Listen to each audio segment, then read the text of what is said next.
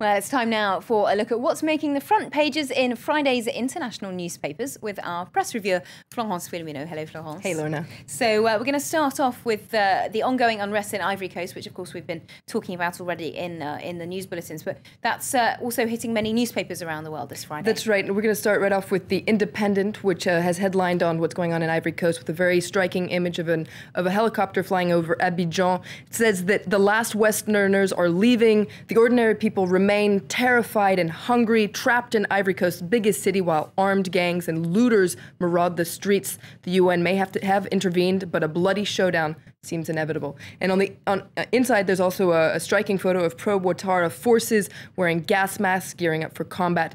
And there's an interesting analysis that looks at what a post-Gbagbo Ivory Coast could look like in the event that Ouattara wins. And it says that Ouattara has his work cut out for him, that Ivory Coast has a long and torturous journey ahead of it as it tries to heal its wounds. And there's several obstacles that they mention. First of all, both sides in this conflict are utterly opposed to each other's existence, and that there's little room for trust. Now, it reminds us that even if Gbagbo is defeated, 46% of the population did vote for him, so they're going to have to be reunited to the general cause. Plus, his youth militias will still be armed and passionate. And as for the rest of the country, there are still major religious divides since the end of the last civil war.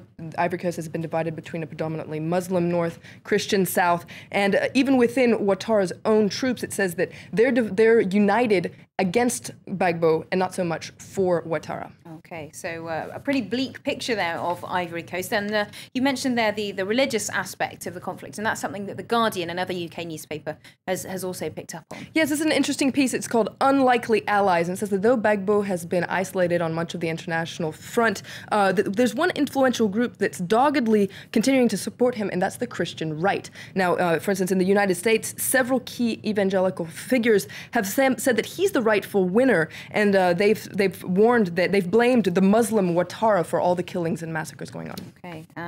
Well, staying with events in Ivory Coast, l'Observateur Palaga, which is based in Burkina Faso, I think, they're also talking about France's role in the conflict. That's right. Now, actually, the Observateur Palaga is calling for France to intervene more massively. They say that they're kind of doing a half intervention, and according to the paper, it's because of France's guilt for its colonial past that it's not intervening completely. Now, the article is calling on France to go and remove Gbagbo from his bunker by force, and it says that it would relieve everyone and allow the country to rise again from its ashes, and it's begging the Licorne Force to do a favor for humanity. Okay, well, let's move on now to the unrest in Libya, another hot topic for international papers, particularly what's going on within the ranks of the rebels themselves. That's right. There's an interesting article in the International Herald Tribune which looks at how disorganized the rebels are. Now, according to this article, the rebel military, as it's sometimes called, is not really a military. They're not known for their organization nor for following advice. And according to this article, though